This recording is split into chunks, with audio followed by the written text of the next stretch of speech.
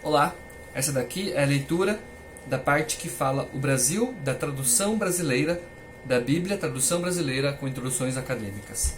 Esse trecho da Bíblia diz o seguinte: a tradução brasileira da Bíblia foi empreendida ao longo de quase 2 décadas, as primeiras do século XX.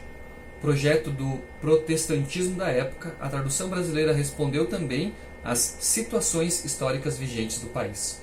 O Brasil deixara para trás, respectivamente nos anos de 1888 e 1889, o escravismo, fundamento principal de sua economia, e a monarquia em áreas tropicais, mas de molde europeu. Uma elite econômica que tinha como base o plantio e a comercialização do café, concentrada principalmente em São Paulo, liderara dos bastidores o processo de liquidação das velhas instituições, associada nesse esforço a outras oligarquias provinciais. Lideranças militares ascendentes, simpáticas aos ideais republicanos, capitalizando sua força política desde a Guerra do Paraguai, tornaram-se decisivas na execução da derrubada do monarca. Seguiram-se incontinente medidas visando a transição republicana, processo que a historiadora Lilia Mortz Schwartz chamou de Batalha de Símbolos. Trocaram-se as efígies das moedas, os nomes de praças e ruas, providenciou-se até um concurso, ao final sem efeito prático, para a adoção de um novo hino nacional. Tais alterações eram entendidas pelos líderes republicanos como necessárias para enterrar o passado imperial e fazer brotar uma nova mentalidade, julgada moderna e adaptada aos novos tempos de liberdade e igualdade. Percepção que viesse a ser partilhada por todos, dos abastados aos ex-escravos. A República trouxe consigo tempos de urbanização, industrialização e melhorias nas estruturas educacionais, ao que pese a crônica precariedade da instrução básica voltada para toda a população e de disseminação científica e cultural, em particular no eixo Rio-São Paulo. Na capital federal, a vacinação compulsória e violenta da população contra a varíola, em 1904, a derrubada de grande parte do casário colonial para o alargamento de ruas, o embelezamento das praças e largos, a edificação do Teatro Municipal, em 1909, propunham o ingresso da antiga corte no mundo moderno e bem educado. Na capital paulista, realizações como a ampliação da Estação Luz, em 1901, a fundação do Instituto Butantan, em 1911, a incorporação das indústrias reunidas Francisco Matarazzo, a construção da Vila dos Ingleses, apontavam para a consolidação nacional, na combinação das atividades agrícolas, industriais e de serviços, da liderança econômica paulista. Cidade planejada, Belo Horizonte instalada como nova capital dos mineiros desde 1897, criava sua escola de medicina, em demonstração do como a afluência das elites incentivava a urbanização.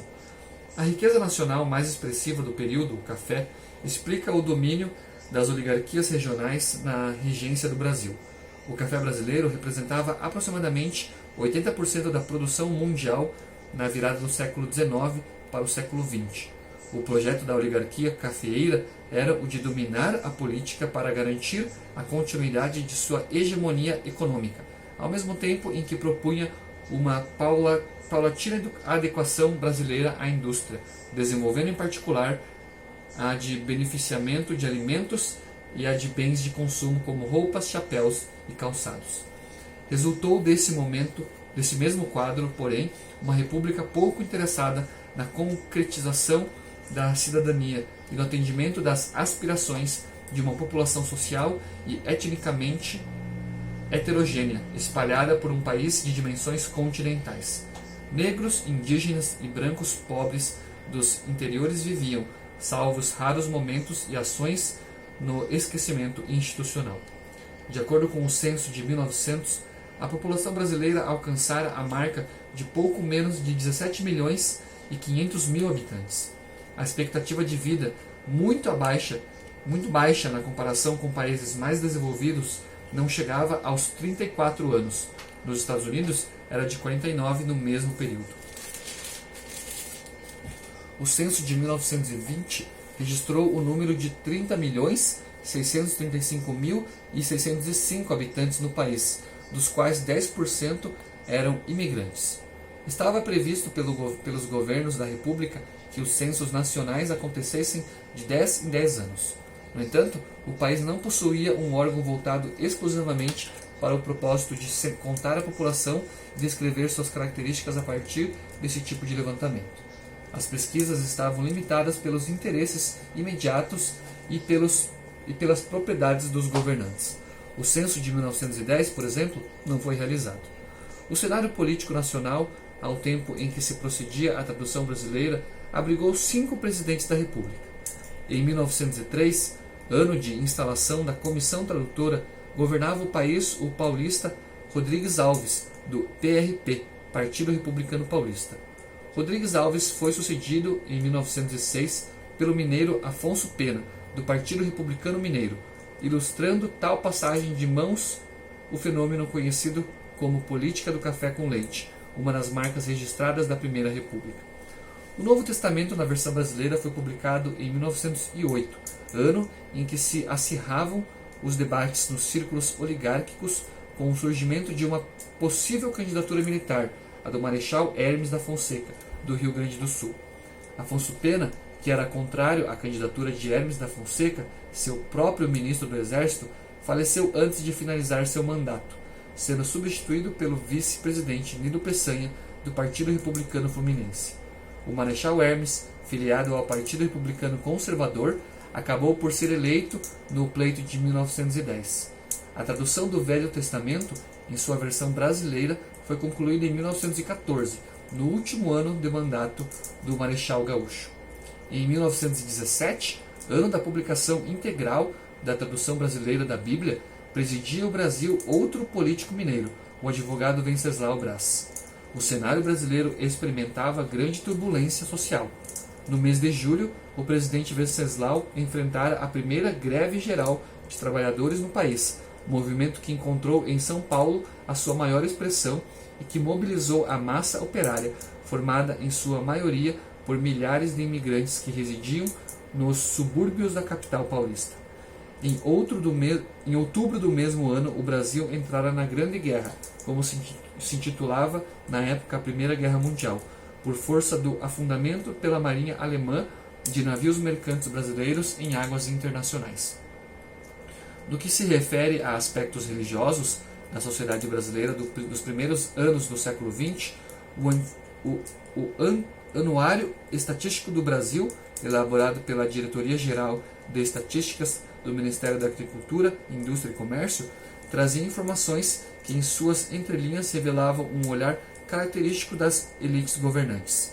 Conforme os registros do anuário, relativo ao período de 1908 a 1912, o volume dedicado aos cultos, assistência, repreensão e instrução professavam-se no país o judaísmo, o catolicismo romano, o catolicismo ortodoxo, o protestantismo e o positivismo. Dentre outras lacunas, não há menção às tradições religiosas da população negra. Os levantamentos do mencionado anuário informam que as confissões protestantes no país reuniam 51.643 fiéis, dos quais cerca de 32.000 eram filiados ao luteranismo. Portanto, contingente formado mais do que a metade do total por protestantes de imigração. Porém, há que considerar o contingente de aproximadamente 20.000 protestantes filiados a diferentes igrejas missionárias. A tradução brasileira, em resumo, nasceu, desenvolveu-se e completou-se em um Brasil que passava por transformações econômicas de peso, no bojo da decantação do poder e da política excludente praticada pelas elites, em meio a movimentos de revolta social que anunciavam o esgotamento de um período histórico. As primeiras décadas da República, com seu conjunto de aspirações e conflitos, reverberaram no cotidiano de pessoas e de instituições sociais. Pode-se inferir que a tradução brasileira para voltar à expressão de Lilia M. Schwartz, citada no princípio deste texto, veio a ser um projeto simbólico a atestar o amadurecimento do protestantismo nacional. Uma batalha de símbolos no âmbito do abrasileiramento do protestantismo. Nada mais protestante do que o apego à Bíblia. Nada mais identitário do que uma tradução feita para o português em terras brasileiras. Nada mais moderno do que dar à pátria uma versão sofisticada e precisa das Escrituras.